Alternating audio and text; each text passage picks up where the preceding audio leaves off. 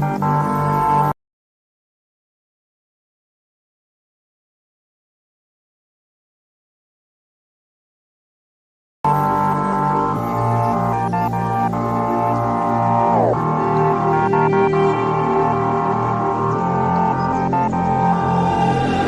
closer you got to me, the faster I try to leave.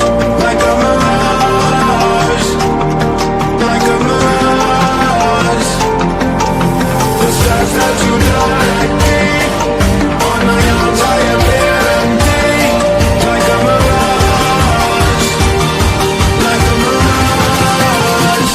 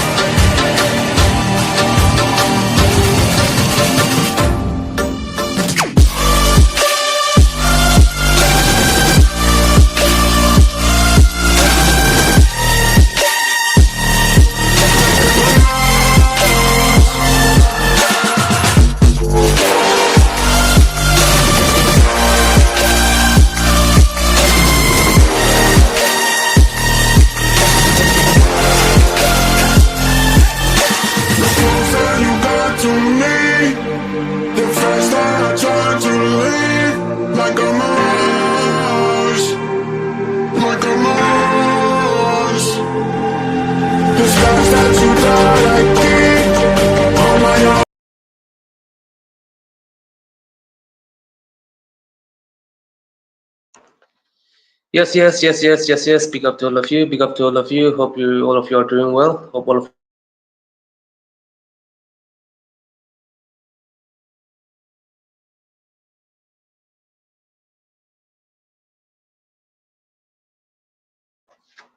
yeah. Big up to all of you. Big up to all of you. Blessed evening to all of you. Yes, it was a crazy night. It was a very crazy night.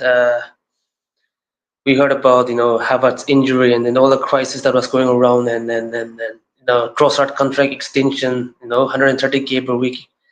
The contract was wild, to be honest. And then yes, after hours and hours and hours, out of nowhere, boom, all those news were there. All those news were there, and then it was fantastic, man. Yeah, like AZ, Arsenal in talks with AZ here and there. Because see, when you first talk about AZ, we were linked with AZ, yeah, you know what I'm saying? We were linked with AZ, and then the deal was coming in and around, and then boom, AZ is joining Spurs, and then all the Arsenal fans, we can see the contents creating by Arsenal fans about how devastated they are, how angry they are, like why even I was frustrated, to be honest, in a way, like come on, Arsenal, what we were doing, and AZ was just one foot inside Spurs,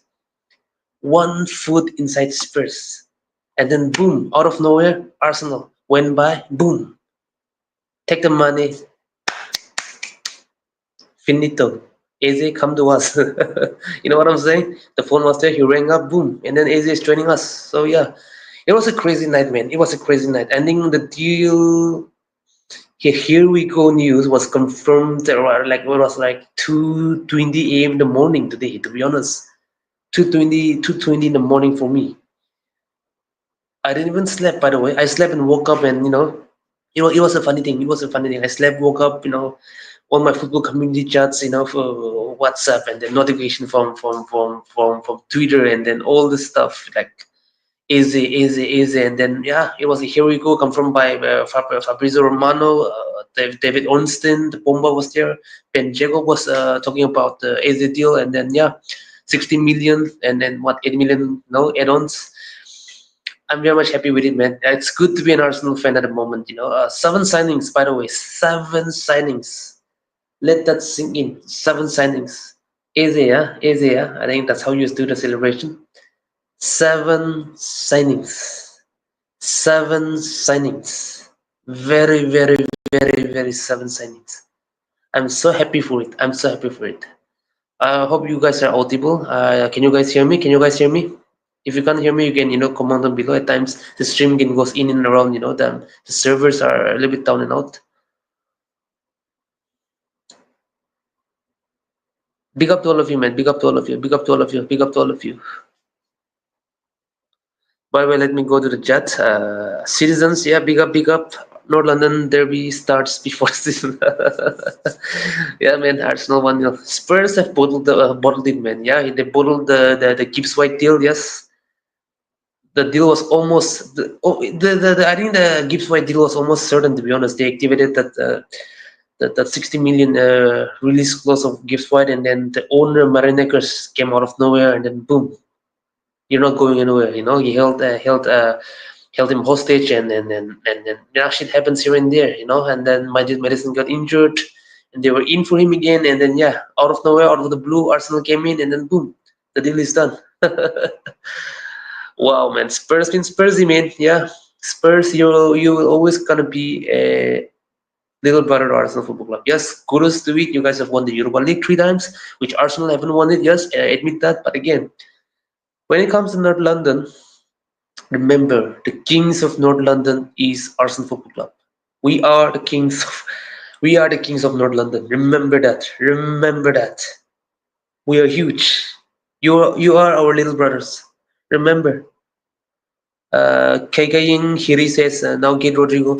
Rodrigo, I want Rodrigo, man. But again, can we do it? See, that's the point, man. We'll come with that topic later on. Richard will be here very soon, after 4 or 5 minutes. Yeah, man, yeah, man. But again, 86 million pounds. See, how much have we spent so far? 260 million pounds. And then if you're gonna get Rodrigo, then Rodrigo is gonna cost 86. So we have to cross at least 350 million. We can do that, but again, sales needs to be done to balance the book at the end of the day. We've only sold Nuno Tavares for 7 million pounds. Yeah, it's mad, isn't it? It's very very mad. Rodrigo is ours. Maybe anyone can sign Rodrigo, to be honest, but it can go either way. I think Rodrigo will join unless Sabino. I think you can sign. I think you can sign Rodrigo. I think you still got like some Turkey. Togo is there. Savino is still there. Maybe he can play on the left and right also. And Togo is also there who can play on the left wing. Even he can play on the right wing. You need wingers, but Foden is there. Marmoush can play on all the sides. I don't know, man. I think you have to sell first. You have to get rid of one of the players. I mean, financially you can do it. I mean, City have been doing very well financially. You guys are getting that revenue up front, and you guys have all the tools that's coming around.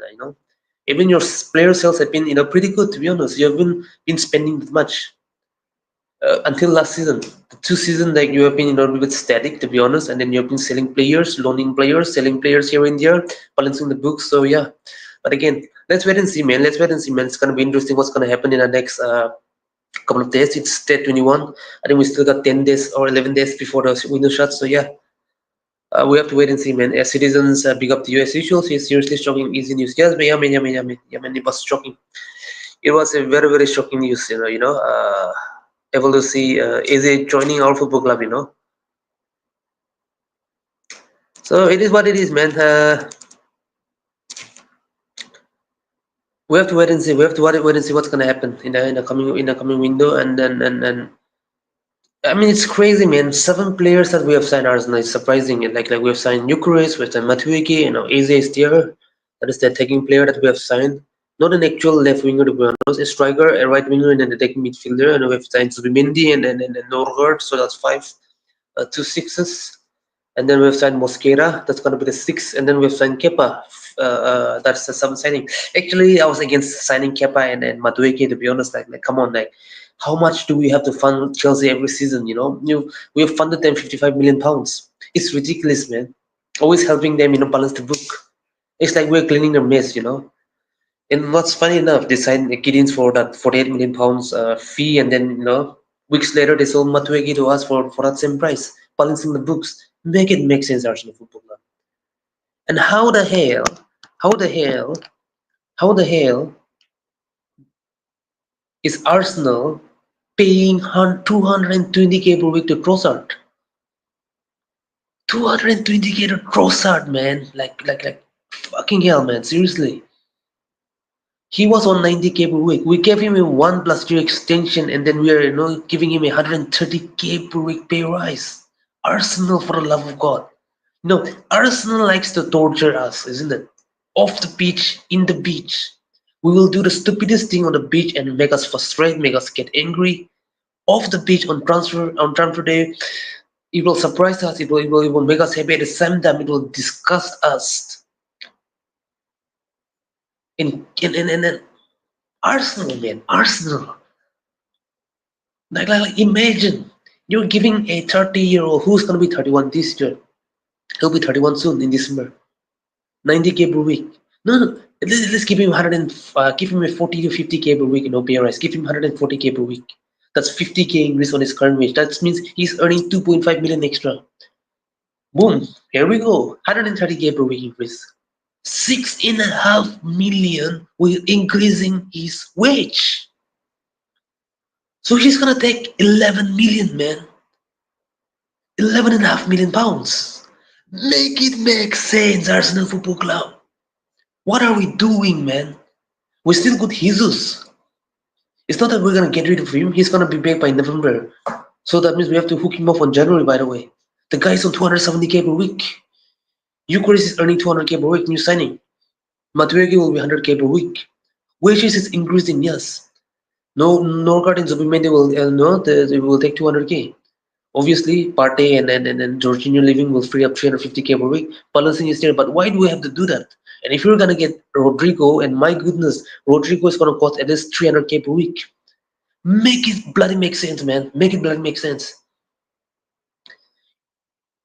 If we're getting rid of Martinelli and Trossard and bringing two left winger, okay, I can understand the situation. By the way, no, we are throwing out 290k per week, and then we're paying that 300k, and then we're increasing another wage on the left winger.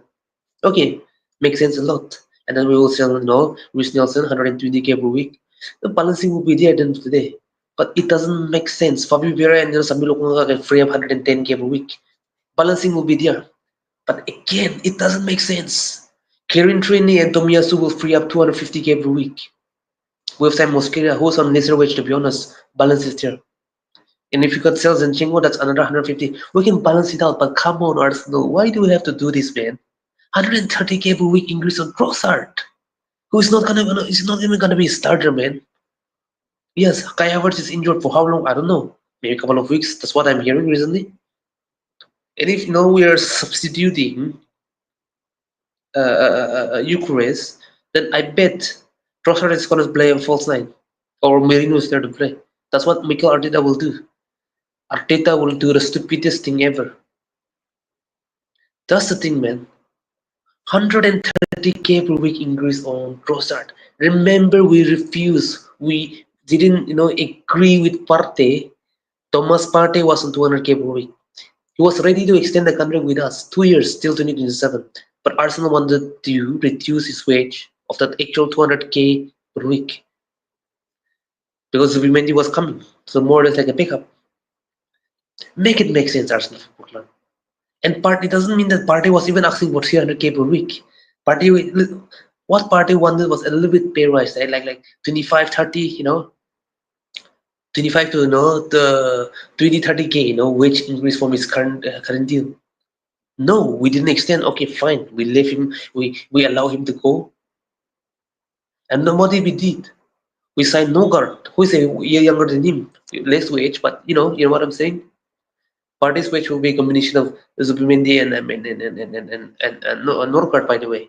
And then if we the 150k on Jorginho, I don't understand this stuff, man. Arsenal Football Club. Why do we always have to do that? Why do we always do that, man? Why do we always do that to Arsenal Football? To us. Gabriel have extended his contract, He's still under 200k, 190. That's what I'm hearing. Fair play. That's 90k increase. Make it make sense, Arsenal Football Club. Make it make sense. I don't understand what Arsenal is doing, man. 130k per week increase, man. Oh my god. 6.5 million increase on a player that's gonna be a pickup player. And on the other side, In 2023, when we signed Trossard, why did we sign him on a 3.5 years contract? That's baffling. We should have given him 100K per week on a 4.5 year deal. So at least his contract will be till 2027. So at least we can keep for a 1 year season and do something. Or if we are selling him, we can fetch 35 million pounds easily for him. 35. Fair enough. It doesn't mean that he's a shit player. Trossard can score goals and assists. You know what I'm saying? At least Trossard can give a 15 goal in all competition. He still have that caliber at the moment. System is there, requirement is there. He can do something, and he does create chances. Just the player needs to convert the chances. Striker and the teammates need to convert the chances. Then he can get his assist and he can even score.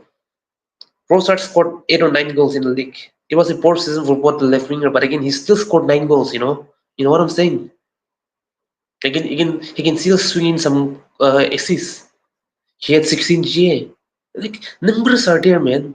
If you go to Bundesliga, he will hit good numbers. He will hit 15 goals at least. At least.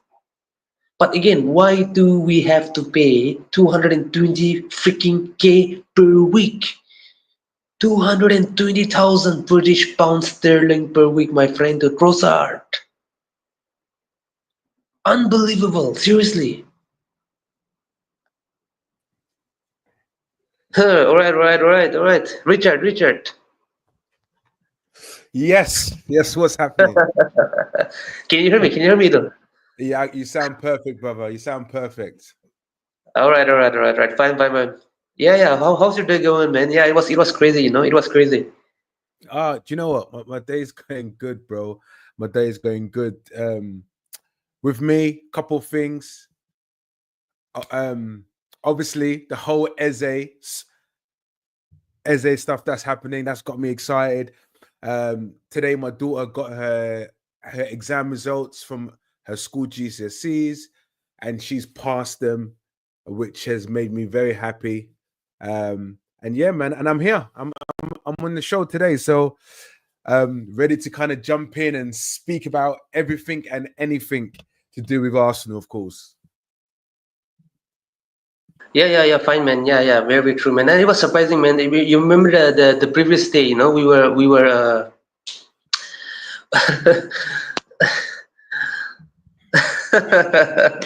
Richard Longomor, by the way. Sorry, he's not a Naga, by the way. I mean, that's the surname of our community, by the way. We have our surname. For Yeah, example, Imchan is my yeah, surname. yeah, Longomor is yeah. I'm giving you a name, by the way. Hey, A very good name, by the way. citizens, I like that one. I'm gonna keep that one. I'm gonna keep that one. Yeah, anyway, man, I mean, yeah, coming to the point, yeah, the Havertz injury was there, and then the Trossard signing, man, that 220K per week, I mean, it literally angered me. And then out of the blue, like, yo, we thought that AZ was joining Spurs on that very day, and then out of nowhere, Ornstein, Fabrizio Romano, Ben Jacobs, all of them were tweeting out that Arsenal is in for him. Like I was surprised. Like I didn't even sleep, by the way. I was waiting. Boom, here we go, bro. Seven This signing, man. this is the thing, right? Because what was mad about it, I tell you what was crazy about it, because don't forget there was an open training session at the Emirates Stadium, and which I went to. And when I was there, I was, I was there with the children, a couple of friends, and I was watching everyone train. It's an amazing feeling. Even if you've ever gone to see your football team train at support, it's an amazing. So you understand how they do the drills, etc. Right? And I didn't even think about Kai Havertz or Norgard or who was missing or Ben White. I was just like I was just watching everyone train because I was gassed. But it's only when then I looked at my phone when the training finished. I don't know if it's set up. I don't know if the training finished. Then I think Ornstein mentioned Havertz has got a knee injury, and I thought, what? I was saying to everyone, what wasn't Havertz training? Said no. Everyone said no, and no one saw Ben White. I was like, rah. And I thought Arsenal exploring new options. I thought, get out of here. We all know how Arsenal is, right? Arsenal are not exploring no new options. So I was like, boy, what's Arsenal gonna do? Are Arsenal gonna get Nicholas Jackson? As you know, Arsenal do nonsense like this. I thought, are we gonna go for a Chelsea player in Kunku or some nonsense? But anyway, like you said, went home, big up Ro, Gumsy Gums, got home, just like you, man. I was just chilling, thinking, okay, cool. Havertz is injured. What's going to happen next? Then Ornstein, like you said, Ornstein. As soon as I saw it come up, I took a screenshot and sent it to all the groups. I just sent it to all the groups straight away, and that's it. The groups were on fire. I was gassed. I was just like, you know what? Are we really doing this? Because as you know, this is Arsenal. We don't do this. Like Eze, everyone's been speaking about Eze throughout the whole summer, right? So get Eze. When Tottenham came in, and I thought, you know what? Arsenal must have something else up the sleeve. If we're not going to get Eze, Arsenal must be doing something.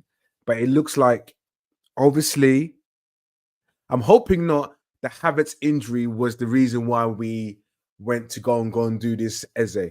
I'm my head, I'm thinking myself, did this injury to Havertz, was this the reason why we went and gone and done Eze?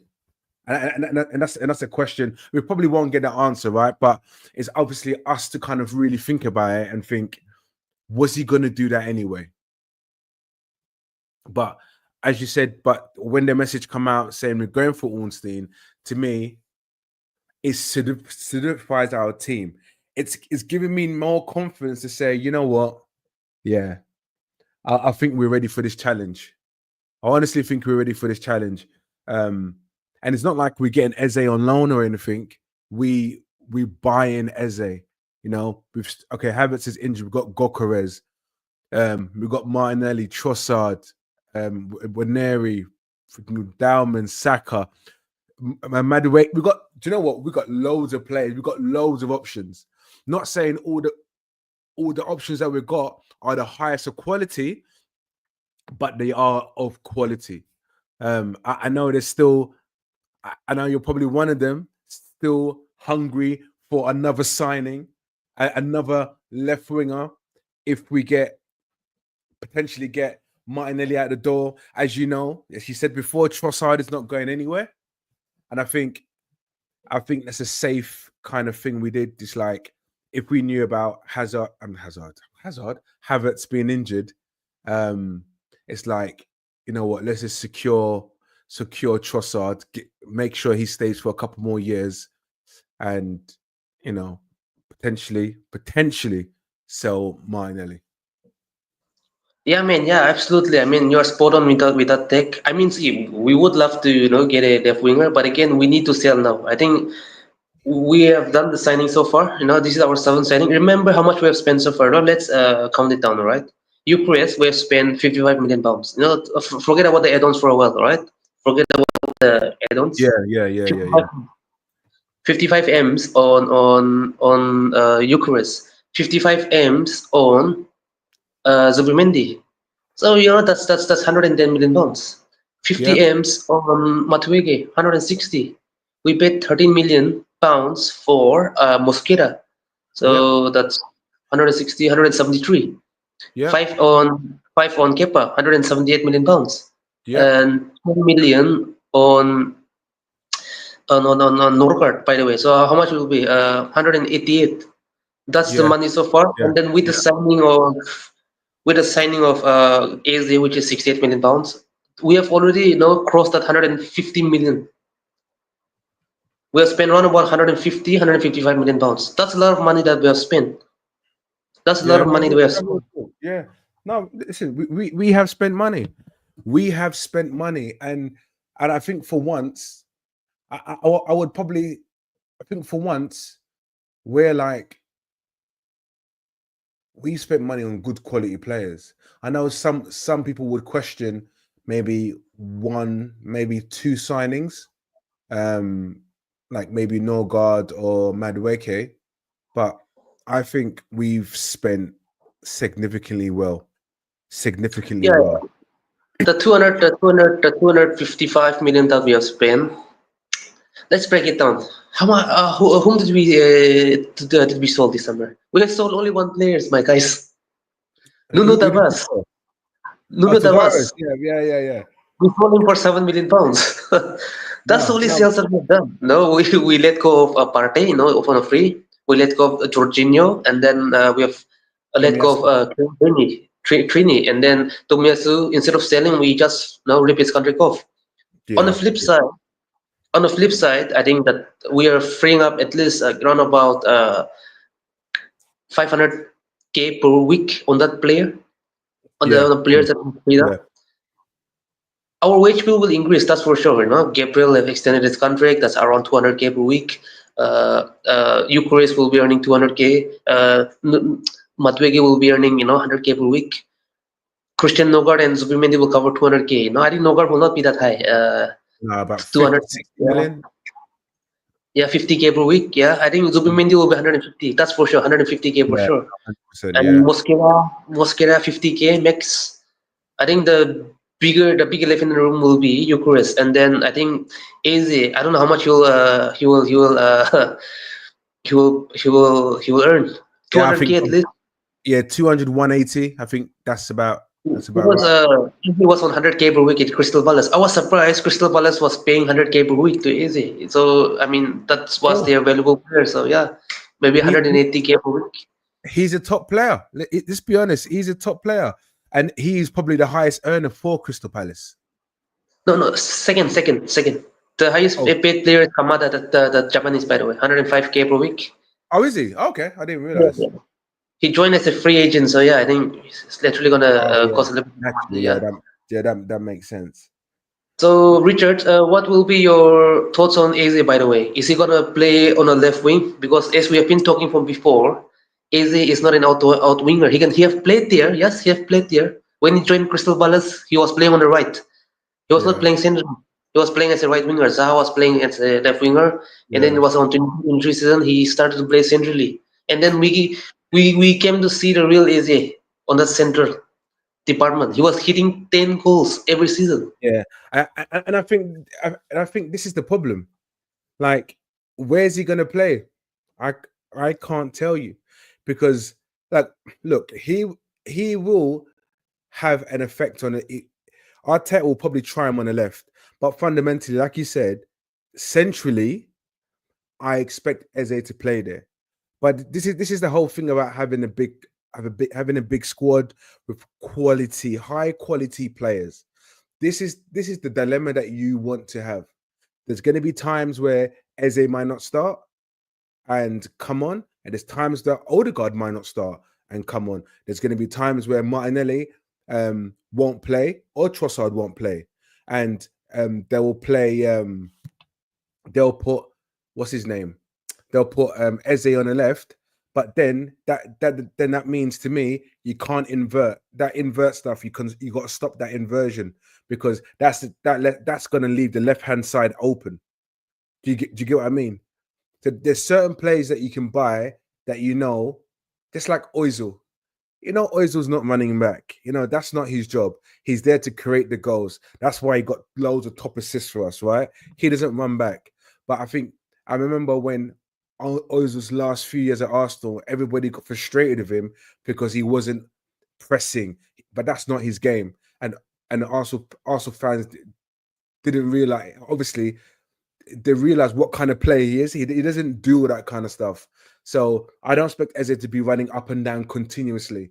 So that inverting stuff with Calafiori and more Lewis Skelly, that would have to kind of stop and just play as a traditional left back because you got to leave Eze to do what he's got to do. That's if we're going to play him on the left. But again, we're going to be rotating that. I think Arteta could just play a squad where, guys, you guys creating, have a free roll, just swap, interchange, do as you please, express yourself. And I think that's where, as long as our defense is solidified, our midfield, fundamentally, our central midfield is solidified, and ensure we're not opening those gaps. Because as you saw for the Man United game, how much gap we had in the midfield. That was just like crazy. So as long as we got our kind of defense and central midfield solidified, and those players can intertwine and go in different positions, look, you can play Eze anywhere. You can play him anywhere. Honestly, I think. mean, Go on. yeah, very, very true. I mean, it makes sense a lot. I think if we are playing on the left wing, we must stop this inverted bullshitting. I'm very sorry Yeah. about what I'm saying, but and also, when the left back starts to invert, not invert, I mean like underlap or overlap. I Yeah. think we could see as not in a traditional like a wide type of wide running winger, but coming in as an inside forward. Cutting inside forward, coming as inside forward. Maybe it will be him coming as an inside forward will be much effective because he's gonna come inside. Yeah. You all know about the English group. Yeah. He's never going to go on the outside. You're right. He's always going to go on the inside. I mean, 100%. at times he might run to get the ball. Yes, everybody does that. At times, even the midfielder run to the wide side to get the ball. But this is a tricky part again. See, the squad that we have mentioned, we have got okay. We have got. Let's break down our squad. We've got Eucharist and Kai Havertz competing for that nine. Then we've got Matueke and Saka on the right Yeah. as a winger, and then we have got Trossard and Martinelli just for now. When we go around at the 10, we've got three tens now. Eze, Odegaard, Wanyeri. And we know that Wanyeri can play on the right wing. We know Yeah. Eze can play on the right and left centrally. And then we have got Odegaard. We've got Rice, Merino, Nogard, Zubimendi. We all know that Nogard and Merino is they're like a squad player. And then Yeah. forget about we've got the cover up defense. We've got California and Skelly. We've got Ben White and Timber, Gabriel and Saliba. We've got Kiwior and Mosquera. So it's good. The squad is looking good. But there's the catch here. Suppose we start Trossard or Martinelli on the game. Yeah. Saka is gonna start. Here's our star boy. He's gonna start. Yeah. What if Alpida decides to play Odegaard as an RCM and Eze as an LCM, which it is possible against a low block team. I mean, there's two. We're playing with Bro, the two attacking players. we Who can do just we play play one. as the two? Just play one DM. Yeah, who's gonna play? Rice or Zubimendi? But we all know the difference between Rice and Zubimendi. Rice is like a No. destroyer. When he plays as a No. six, he will clean No. them up. He'll defend. No. Yeah, and Zubimendi is all about controlling, ticking the pokes, controlling the tempo. He's like a No. conductor. Yeah. You wouldn't play. You wouldn't play with Zubimendi. I would rather play right. If you're gonna, because don't forget, we've got so much options now. Can you believe we're talking about options? We've got so much options now. Every player in that squad now knows, actually, I might not play the next game. Barring Saka, for example. Or do you get what I mean? Like, or Gabriel, Saliba, and Raya. Those guys are certain to start, right? Now, like you said, if we played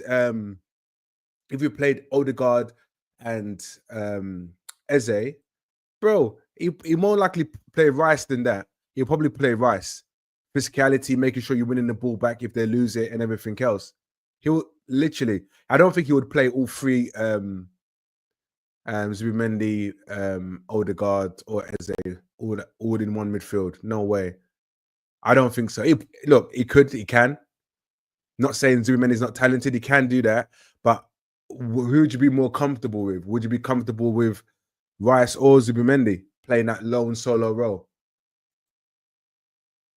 I think it makes sense a lot. I mean, if we are playing two attacking mids, we all know that Odegaard can do that link up play, because for the past couple of two seasons we are seeing Odegaard dropping deep. He's pressing a lot. He does it. He does a lot of defending. But this is funny thing. Odegaard will do the link up, yes. Yeah.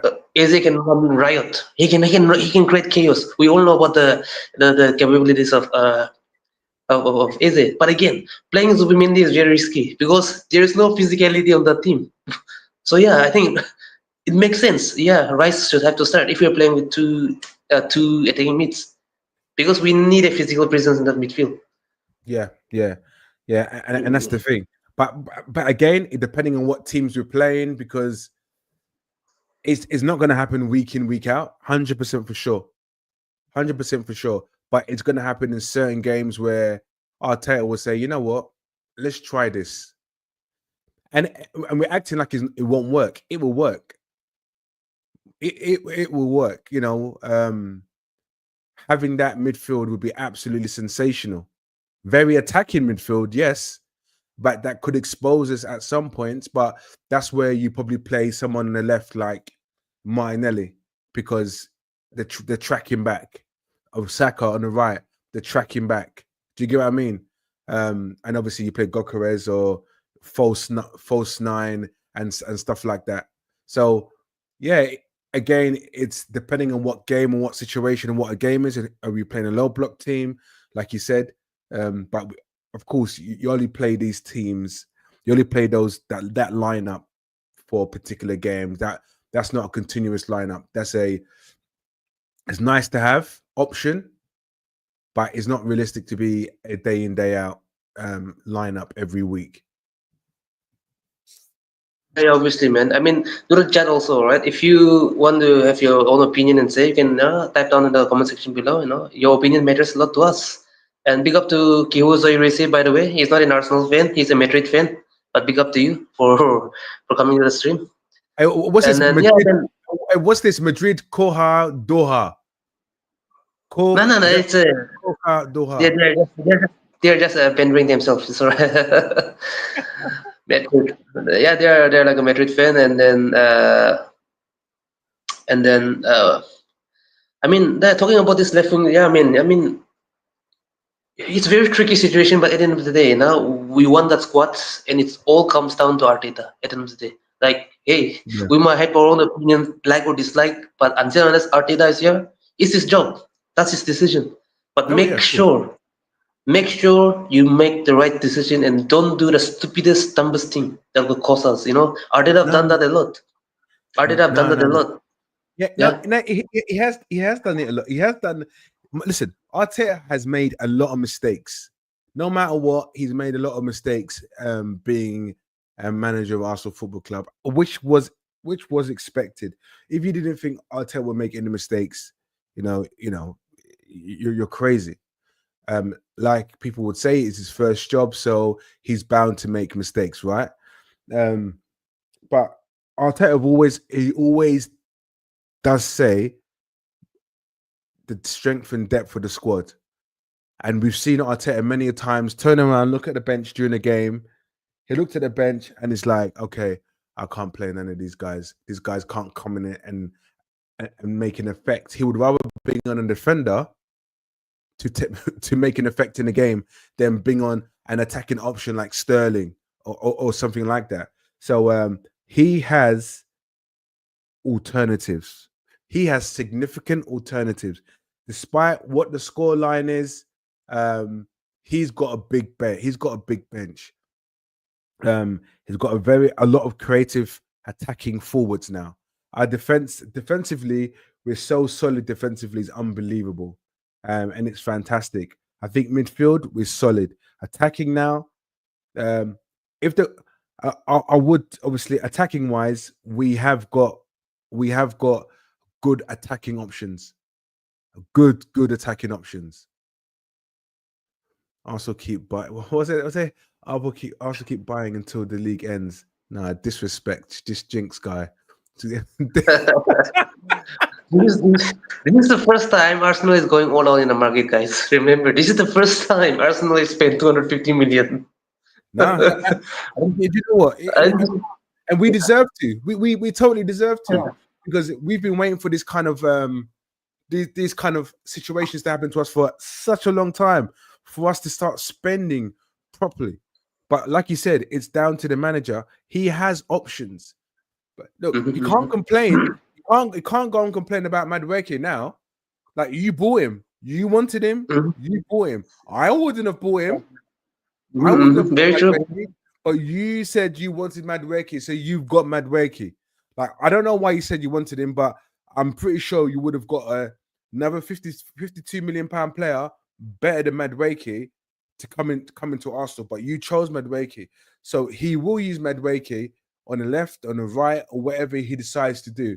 If Arsenal want to go on all-out attack and Gyökeres is tired, whatever, put one of those fast players in the middle, Martinelli, or put Madueke on the left. Do whatever you got to do. But you have him now. He's an option. So let's just kind of. He's got everything. He's got all the tools there. He's got all the tools there to go and do his thing.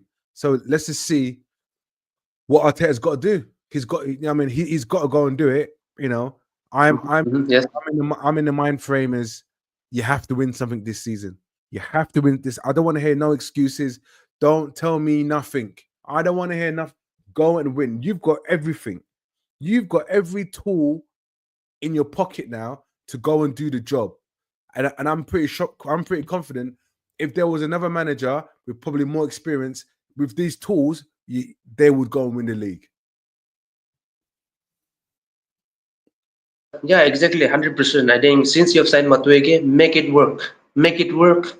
Use him in such a way that you spend the money on him, 48 million pounds, lot of money. You must show us fans, what he's worth of. You have bought him. You have already done that to Havertz. You know, the same effect should be there. And if Madueke can hit 10 plus goal, then hey, fair play, fair play. If Madueke this season can hit 10 plus goals in the league, fair play. Fair player, fair player did that. Yeah. But you got to remember, look, if Madueke can hit that, like to me, Madueke, 10 goals all competitions, I'll be satisfied with Madueke. Like, and to me, I want to see Madueke create more assists than goals. True, very true. Do you get what I mean? So to me, I'm like, I want our goal machine to be Gyökeres and Saka and Eze or Odegaard. That's I've given up on Martinelli providing us any form of goals, right? So anything he gets is just an additional bonus. But to me, it's just like Madueke, you just go for the assists. You just make space because of your pace. You make space for Gyökeres to come in those positions and take the opportunity and score those goals. Like to me, this squad here, every competition that we are entered in, we should be looking to win it. You know, Carabao Cup, FA Cup, we should be looking to win them without a doubt. Our squad is too strong. Like even if you create a B team, Arsenal B team, no one can have a strong enough B team than us. Then like, okay, maybe Chelsea got a strong B team, right? Man City got a strong B team, and Liverpool to a degree got a strong B team. But that's it. Our B teams are super strong. Our first team are strong. So we should be going for every competition. It's like, boom, we're in the competition to win it, not just going into the competition half-heartedly. We've got enough in our armory to go. We want to win that. We want to win that. We want to win that. We want to win that. Without a doubt. Yeah, man, yeah, absolutely, man. Very, very true. And big up to Jinx as well. Yeah, the lost son is found, man. Yes, story in the Bible. Yes, the lost son, Ibrik is back home. Ibrik is back home. Yes, he left us at the age of 13. He's 27, 14 years reunion. Yeah. The lost son is home, man. Yep, God bless you, God bless you all. God bless you all. Yeah, obviously, his performance will be like AJ Styles. All the styles and dancing and, creating chaos. Yeah, we hope for the best for AZ, man. Yeah, can't wait to see him in Arsenal shirt, man. Seriously, yeah, can't wait to see him. Yeah, and it's exactly like what he's saying. He's trickery. Like we know that Odegaard's got loads of trickery, right? But with Odegaard, what he does, he tends to hold on to the ball for a bit too long. And I feel that Eze will push Odegaard to release the ball more quicker, be more effective, have the quick look up. As we know, Eze's all about getting the ball, a quick pass, and taking an opportunity. Can I shoot? He'll shoot. And that's what we always say. We want to see more. What we want to see is much more in what in what Odegaard, because Odegaard, do you remember Odegaard 2022, 21-22 or 22-23 season when he was just taking shots continuously? And it's just like, 22-23, yes. Yeah, This is 22, like 23. it's like Odegaard. Why have you moved away from that? What are you scared of? Don't be scared. Eze's going to come and show you what he does, and I expect you to replicate that. You know, don't hold the ball for too long. You know, do you get what I mean? So let's just see. Yeah, absolutely, man. You have spot on with this Odegaard tag, man. Bro, what have happened to you? I mean, the start of the season, okay, he was starting the the 6 month loan that he came. He was young, yes. It was time for him to get used to the league. The Yeah, 21-22 season, yes, he ended the season with 7 goals. Okay, fine. That 22-23 season, when we had that all-out attack season, that surprised us a lot. He scored 15 goals. Like, yeah, bro, 15 goals, yeah, 15. And then he should have had more assists if our attackers were clinical. That was our problem still then. yeah, And yeah, then on the 23-24 season with Havertz, the transition was there, a little bit slow and lethargic, but still he was able to hit 8 goals. But again, his short performance began to decrease. And what we can yeah, see from Odegaard is his pressing improved a lot. He was doing more defensive work. Okay, fine, good. But again, you're doing the defensive work. Kudos, you're doing the pressing, yes. But when you're with the ball, like you said, he holds the ball too much. Like he dances yeah. around, he just dances around. It's very frustrating, man. Like shoot, just shoot. He Yeah, just hold. Yeah, and you're right, and you say to yourself like, why are you holding on to this ball for so long? Like release the ball, release it, and release it as quick as possible. We don't need to do this. But you know what? I know himself from a player perspective, just like anyone else, right? When you know somebody that's coming in who plays in your position, you know management feel your performance have been unacceptable. Your performances could have been better, and you've had no stress from anyone else pushing in front of you. Eze now is going to push in front of you. Yeah. If you can't perform, you will be on the bench. That's what I expect to see. I don't, and that's the only thing. That's the only thing. My thing about um my thing about Arteta is he has loyal players, which is understandable. You have players which are loyal. You have loyal players, right? But will you will you drop them? That's the thing. My head is like, will you have the guts to go and drop Odegaard? Despite him being our captain, will you drop him? Because I don't think necessarily Arteta will just drop him at certain games. I want to see him do it, but I don't think he will. There's times where I said to myself, there's no reason why Odegaard should be playing. Like, I know he's the captain, but as you said, we have captains within the squad. We have captains who have been captains of their national team who can captain aside when Odegaard is not there. So will Arteta have the guts to drop certain individual players who are not performing and bringing players in instead of shoehorning them into the team where really and truly they shouldn't play?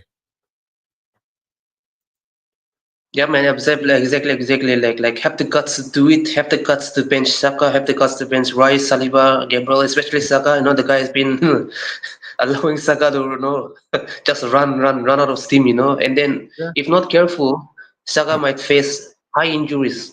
It is very risky. It's about time Arteta sees to it, realize it, and manage him well. Timber coming from injury. And then, yeah, talking about injury, see, Havertz, he got injured, but I read in news that it's not too long, for a couple of weeks. And then Ben White again, he's injured again. See, that's the problem. We have to assist and look to the situation, very very seriously, because yeah, at the end of the day, we will need the players, or we will need all the players, because it's a long season. It's a long yeah, season. We are competing at all fronts. Besides the league, Europe is there, which is very crucial for us. Along with the league, we have got the Carabao Cup, we have got the FA Cup. So yeah, man, it's about time we have to yeah. assist. And then yeah, No, no. The thing is, you're right. pick up to it. Arsenal hits Arsenal, Spurs with another hit. Hey, we are the kings of North London, man. Yeah, respect. We are the kings of North London. No, Spurs have won 3 Europa League. Yes, kudos to it, but they are never bigger than us. They are no, never nowhere. bigger than us. We are the older brothers. We are the older brothers. See, Spurs won in Europa League before us, but AZ decides to join us. See, we've got a bigger pool. We've No, got a no, bigger pool, but facts. yeah, No, absolute facts. I know like a lot of my Spurs fans. Look, they are absolutely losing their head. And obviously, everyone's seen the stuff online with Spurs fans and everything else, and they're going absolutely berserk. But look, but hopefully this gives them realization. Like, this is who you are. Like, no one's going to choose Spurs over Arsenal. If Arsenal are in for you and you're going to go to Spurs, it's like, actually, why am I going to go Spurs? I'm going to join Arsenal. Like, heritage. This is one of the reasons. We're constantly challenging for more or less all competitions. Spurs. Look, Spurs won the Europa Cup. Is it Europa League? Yeah, we won the Europa League. On the new format of Europa League, right? Spurs wouldn't have got there if they were in the old format where Champions League teams fall into Europa League. They won it and they done well to win it to win that. But you got to remember what your position is and who you really are. But yeah, man. Obviously, Eze to Arsenal, it only makes sense. obviously, man. Yeah, it is what it is, man. Izzy will come back to Arsenal, and then yeah, we have to jump to the next topic. This is a very interesting topic. There's two coincidental things that we have to talk about, Richard. See, you were there on the game. Yes, you were witnessing the training session. There was no Yeah, Ben White. I think it's like he got injured. See, this is the sticking point right now. We've got Ed defense. Okay, we've got Timber, but again, Timber is also coming back from injury. We don't have to, stress too much on him. yeah, And along with that, Kiwior situation, man. What's going on? We heard about Kiwior situation about clubs wanting him. Yes, there are Italian clubs that are wanting for him. Everton did came for him. Crystal Palace is there. I read about Crystal Palace now bidding a 30 million bid or so on. We did reject a loan with an obligation of 23 million pounds from Porto. Disrespectful bid, by the way, 23 million pounds. of And course. then Porto came with a 31 million pound bid. What are you gonna do? For me, that's a disrespectful, fee. That's a disrespectful fee. What? We paid So 20 million for him, and then again, if we're gonna sell him, we better sell him for big money, 50 million, 50 million, and the squad depth that we are talking about. Ben White is injured. We cannot I know. afford to lose another defender, man. Yeah. No, What's your take on it? so okay. So how much did they bid for Kiwior for? Which club? Paul. Porto. Yeah. Porto did beat their second. The first one was loan with an obligation for 27 million euros. That's around Mm. about 23 million pound. Like, come on, we paid 20 million for him, and then it's a 3 million pound profit. Who's gonna do that? We're not stupid enough to do that. And No, then yeah. and on the flip side, it's like a 31 million pound, 31 million pounds bid. Again, not enough, man, in this market. And the money that we have spent so far, 31 million pounds, no, hell no. And then we're No. hearing about 30 million from Crystal Palace, man. Nah, man. That's a disrespectful fee. So Crystal Palace are offering 31 million. Is that right? Yeah, 30. Porto, 31 million. No, no, no. Look. Let's be honest, right? I get. The transfers right now are silly fees, but you can't be coming to Arsenal for Kiwior for 30 million pounds. Look, Kiwior. If you've watched Arsenal play and you've seen Kiwior come in, we all know Kiwior has been doing it. Okay, the last 10 games of Arsenal last season, he was fantastic. Yeah, let's just be honest. He played really, really well. The season before, he had ups and downs, but he was playing out of position. But at the end of the day, he actually still played well. Him being a 30 million pound defender, he's not that. We should be looking minimum 40 million. I think minimum 40 million pounds. I don't want to see anything else. I don't want to see anything else lower than that. There's no way. There's no way that we should be selling him less than 40 million. Unless Crystal Palace tell us, okay, Arsenal, we sold you that deal for Eze. You got to sort us out. Then I'll understand, because we held off Spurs while you speak to Eze, and now Eze is going to you. In that case, then I'll say, okay, I respect Crystal Palace call. Then sort them out to a certain degree, right? But other than that, it's 40 million. You can't expect anything less than that for Kiwior. All right, chat. There are 14 to 20 of you watching. Very good number. Very good number. By the way, let us know down in the comment section below how much will you sell Kiwior for if you want to sell, right? For me, like you've said, 40 million is a minimum. See, remember we paid 17 million pound plus 4 million add-ons. That's 21 million pound package. I don't know if you've activated that package of that add-ons or not, but take a case of 20 million pounds we have paid. 40 makes sense. At least we are making a double profit. We are making a 20 million profit on Kiwior, and this is the market right now. This is the market right now. Yeah, I mean, sorry to cut you out for a while. No, go.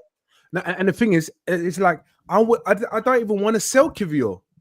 And the thing is, I like Kiwior.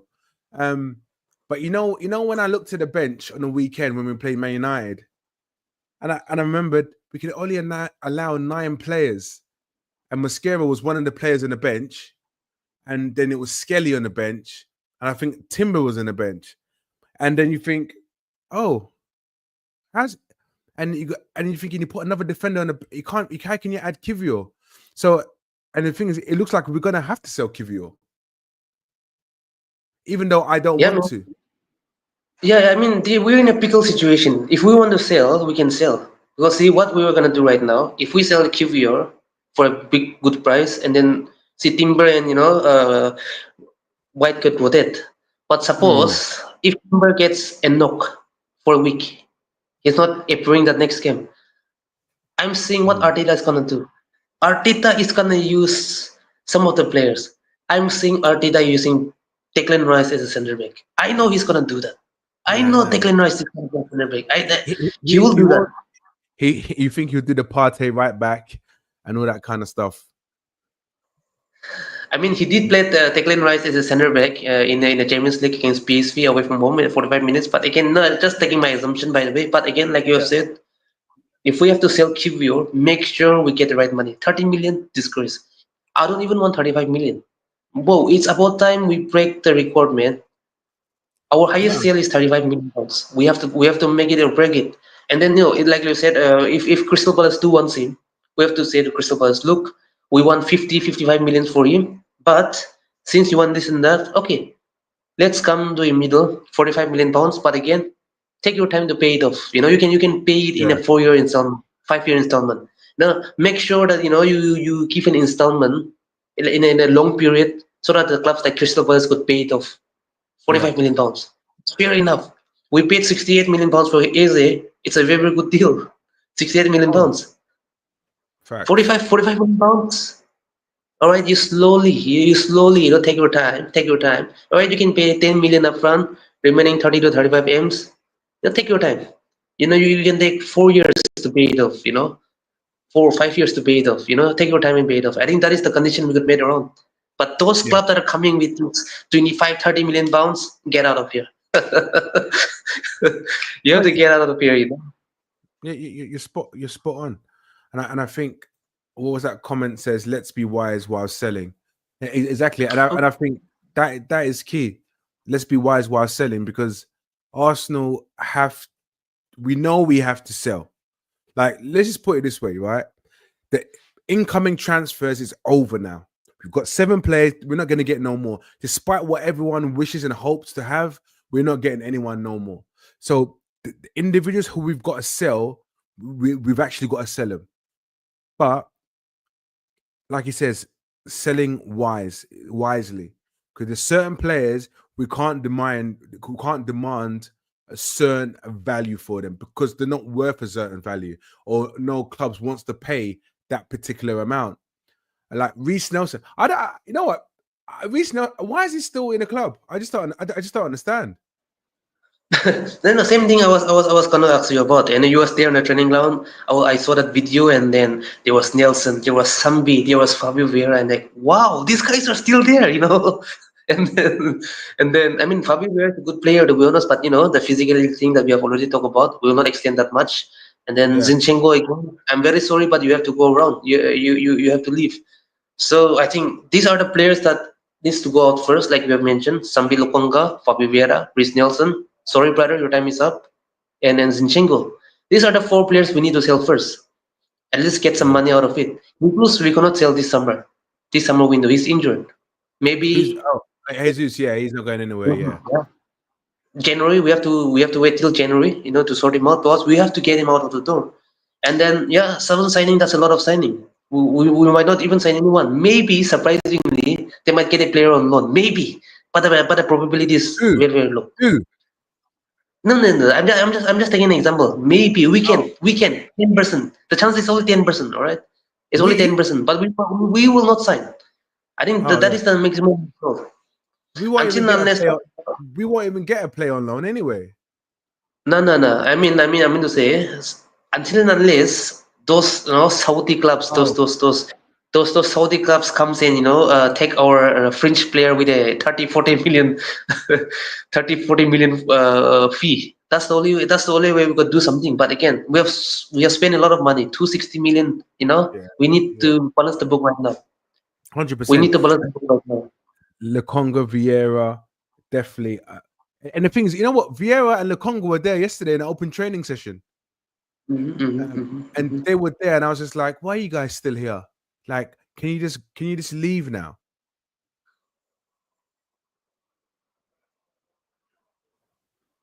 Yeah, yeah, very, very true. Let's sell, but plan for injuries. Look at the games we're having: Champions League, FA, Carabao Cup, and don't forget that Arsenal's strength is different. Yes, yes, absolutely, man. But again, like I said it before, there are too many players right now. But again, there's a hit and miss. There's a hit and miss right there. Yes, Calafuri cannot be trusted on his fitness. The brother cannot stay fit.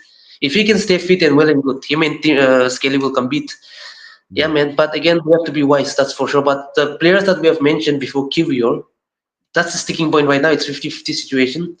But the players that we have mentioned, they need to go out. Those players need to go out first. Those yeah. four players need to go out first because Trossard, I don't know what the hell are we doing. We extended the contract, fair enough, but how the hell did we even pay him 220K per week? That's surprising. And then No, but oh see, yeah, the thing is with Trossard, Arsenal saw it as, I think Arsenal clearly um wanted Eze in the first place anyway, right? And I think the injury to Havertz, just like, actually, let's just keep Trossard, someone that we know. He knows how we play. He knows our mentality. He knows all the team. Let's just kind of just keep him there and just increase his wages for another 2 more years. Did we increase? Did they extend his contract, or did he have actually 2 more years left? Because he's no, not no, no, clear. no. Actually, it was. I think what I heard was, I think his contract was running down because remember when we signed him for 21 million pounds in 2023. We signed him on a 3.5 year contract. We signed him on a 3.5 year contract till 2026. See, that was a Okay. stupid thing that we've done. We should have at least, signed him for a 4.5 years contract because the Yeah. guy was the guy was 28 years old. At least, if we could have signed him till 2027, then at least he will have 2 years left. And now what did we did was extend his contract, and then I was like, okay, cool. It is 1 year extension. But Yeah. the wage, how can you pay a player who's not even gonna be a starter from 90K to 220K per week? I don't know if it's true or not, but 220K per week, bro, that's madness, man. That's madness. Wait, do you know what? Do you know what is? You say that, you say it's madness, but if you had a company and with someone with all this experience is coming in, and you want him to make a difference to your team, and Trossard makes a difference to our team coming off the bench. Him coming off the bench has made significant difference to Arsenal over the last 2-3 years he's been at our club, and that's the rationale why you pay for the experience. I know it's like, because you got to remember, Arsenal are thinking, if we get rid of him, we have to go and get somebody else and probably we'll pay more than what Trossard's worth, right? So will you be wasting 2 million, or are you going to spend in 25, 30, 40 million? So Arsenal going to like, okay, we was paying him 2 million in wages, keep him for a couple more years. Then when he's gone, we get someone new. Yeah, I mean, it makes sense in a way, but just hope and pray that Trossard steps up. That's the problem. The players need to step up the moment they're earning that wage. Because, yeah, I mean, he's 31, very, very soon. He's in a career where he needs to, I mean, he has his own family, we all understand the family situation. Yeah, of So, but it's crazy, man. It was shocking for me. Like, the guy was on 90K per week. Okay, fine. I thought that, he might earn 120, 150K, 150K. I mean, Yeah. that's a 6.5 million per Like, year increase. no. That's a lot of. No, it's a lot. Listen, it's a lot. But I'm confident in Trossard when he comes on. His ability, his technique, his mind, the way he plays, the way he thinks. He knows. He'll see a pass before anyone else sees it, and he'll make those runs, or he'll make those passes. And trust me, imagine imagine him, Odegaard, and Eze combining. But I'm telling you, it's too much. It'll be I mean, very, very true, man. Very, very true. I mean, I totally agree on the statement. Experience matters a lot, and then he's one of the best dribbler. Very intelligent. I mean, the problem here is I think we both. You remember when we signed him, he was bought as a stopgap, short-term solution. But I think on a financial term, yes, I think getting a left winger will be expensive. That's for sure. That's for sure. I mean, Rodrigo alone will cost at least 86 million pounds. That's a lot yeah, of money, and then you will demand lots of wage. And it's not like like taking an example, like the Saudi team, the Middle East, the Saudi league are the only league that are richer in Premier League because they have that money. yep, The only solution is a club from Saudi decides to buy. Not taking an example, they were stupid enough to pay us 80 million. Take an example. They were stupid enough to pay us 80 million. Then okay, yeah, fine. Take him. Trossard, go there, earn your money, tax free, and then we're getting 80 million. If that's the case, then okay, fair enough, because we have the money to buy Rodrigo. yeah, That means we're balancing things out. But again, yeah, man, I mean, paying that extra 6.5 million, wage to him, which is currently on a 4.5 million per year. That's his yeah, Trossard wage, 4.5 million. So he's gonna earn like around 11 million pounds. So yeah, fair play to him. Fair play to him. But yeah, yeah. that's a kind of a financial solution that we're looking around. Maybe I can see like next year we will be getting a left winger and then we're getting rid of him. And then remember, either we're gonna sell him or we will terminate his contract. What? Who? Trossard. That's what I'm fearing, man. It might. It's just my thought, by the way. We're not to make Arsenal had enough of terminating contracts. Tomiyasu was the last one. Yeah, Tomiyasu yep, was the yep. last one. Arsenal really terrifying Europe with signings. Arsenal, I don't know, man. It's 50-50. Liverpool is still mathematically they have signed players. City is there, but again, not that bad the signings that we have done. But we need to make it make it happen. So many years without winning a title. Favorite Andrew says Arsenal problem is in the wingers Solstad and it's done. Martinelli should leave. See, that's the problem. We'll come with Martinelli again. Yes, thanks for reminding me Well, again. There's a texture with Andrew. What is Gabriel Martinelli still doing? This guy should be sold first. Look at his game and he's completely floated. But let me ask, why isn't Arsenal promoting in academy graduate other teams? I don't know, man. We have to. It's all depends upon the Kefir, by the way. The left wing situation. I don't know whether we have left winger or not. It is football club. All we see yeah, is a left-footed player from game in left right wing. yeah, but you know what? On what favorite Andrew is saying is obviously Gabriel Martinelli, why isn't he sold? I I get that. And to me, I'm like you. Why hasn't he been sold yet? And I think sometimes it's a catch-22. Like it's like, who do you want to get sold? Trossard or Martinelli? One of the two. If you're gonna bring another left winger in, right? If you bring another left winger in, you want that left winger to be pushed, right? So the only one to really push him will be Martinelli. Even though Martinelli has the value and will be sellable in the market, Martinelli is the one who's really going to push a new winger. For example, Rodrigo. Like Rodrigo's a quality winger, but who would push him? Trossard won't push him. Martinelli will be the only one to push him as much as possible. So in that sense, and also favorite saying, why are we getting someone from the academy? We've promoted a lot of players from an academy. So I remember a year and a half ago, everybody was moaning, we've got no academy players. We've got no academy players. Now we've got Dowman, we've got Skelly, Ranieri, Saka. Who else we got playing academy? And we've got 4 academy players in our team now, starting now, right? So 4 right now, that's enough. Let's not. We can potentially add an additional because I think Salmons is one of the other defenders.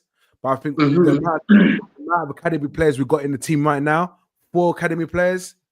And then we've got that right back, Nichols. Nichols is there. He's also knocking on the door. Oh, by the way, Nichols. By the way, if the injuries is serious for Ben White and this and that, I think Nichols is also a shout out. By the way, the preseason that he has been having, and then he's not young anymore. He's 19, by the way. So I mean, still young, but he's not that the younger version of Dongmin and Marlon Salman. By the way, these guys are 15. By the way, Nichols is 19. So yeah, there's another option. But regarding this Martinelli thing, just one thing, and back on academy players, right? And what happens is when Arsenal bring in an academy player, every Arsenal fan says we want to win right now. And when Arsenal bring an academy player and a winger, what happens is why would you bring a young player from an academy? We want somebody ready and proven. So it is all again is a catch-22. It's like, what do you want? Like, it's like, what do you want? Do you want a player ready-made like Gokares come in straight away, or do you want someone as academy player who he might work or he might not work? Do you get what I mean? So yeah, so the academy thing is a catch-22, all that kind of stuff like that, with comments as well. Yeah, absolutely true, man. I mean, it's not like the potential might be there, but it's not like all those academy players will hit the ground running. Football don't work like that, because football is kind of like a blessing in disguise, because when the teams are like falling down, falling apart, and then the players will come out of nowhere, like for us, for example, Saka and Smith Rowe, out of nowhere they came out of the boom, when we were on our dark period, they were stepping up, that's an example. But again, it can go way south. It can go way down south because the players might. Football is cruel at times. It's a blessing. It is very cruel because the players might not hit the ground running. Expectations are too high. Expectations are too high. And for a club like Arsenal, bigger clubs, the pressure is there. Especially Arsenal. When it comes to Arsenal, we know that all the onlookers are there. The social media is toxic. It's intense. It's mentally challenging too. So it's hit and miss, man. Yeah, It's not easy as we think. And then talking about Martinelli, man, we heard about the news that the Saudi team is coming with the 80+ million, British pound sterling bid. I don't know if it's true or no. It's just rumors, but that's a tempting offer, by the way. Look, what do you do, Richard? If it's true, let me ask you a question. If that Saudi team comes with that 80-90 million bid, British pound sterling, not euros, British pound sterling, will you take the money? It's tempting offer, by the way. 90 M's, 80, 85, 90 M's. That will be our record sale, by the way. I will drive Martinelli to the airport. Yeah, I will sit next to Martinelli and tell him why it's very important that you take this deal and make sure you pass your medical. I can pretend to be Martinelli and pass the medical for him if he doesn't want to do it. Then I will sign the papers for him, and he can sit there in the chair and take the pictures. That's it. Oh boy, bro, that's a lot of money. I think it's just rumors. It's like they have not even mentioned the club's name, but they're saying like it's a club from a Saudi Pro League. Because we all know what the Saudis, they have the money, they have the money. Money is unlimited for them. They burn the money. So I mean, yeah, man, that's a tempting offer, man. 85 M's, like I think, if that's the case, then sell him. We need money. Yeah, it's a crazy offer, which I feel that won't happen. However, if it does, absolutely fantastic. I will not complain at all. That's what that's the kind of offers that we want to come in, because we are Arsenal. We are a big club. We know who we are already, and we want this kind of stuff to happen to us all the time. And people coming in and making offers for our players like that. So yeah. So if that offer is true, I will sell Martinelli. If like again, I again with emotions, I love Martinelli. I do love Martinelli. I love his commitment, his fight, his drive. He when he used to be really direct, um, and obviously he's lost that to some degree, but realistically for the club and for the club to progress, I will take that money straight away. That's not a problem. And if When it comes to that money also, if it's 85 or 90 m's, or if that's the kind of a figure, we are making a significant big profit, by the way. Remember in 2019, 6 years ago, we bought an 18-year-old kid from 4th division, an 18-year-old kid for £5 million. yeah, 5 m's. We're selling him for that 90 m's. That's crazy crazy, man. profit. That's 85 million pound profit. And then if you're Yeah, talking about wage, how much we have spent on Martinello wage? Roughly 40 million on wage. That's the money we yeah, have paid. yeah, yeah, We are yeah. making a lot of profit. Yeah, 100%, 100%. So we would have made a lot of money, and Yep.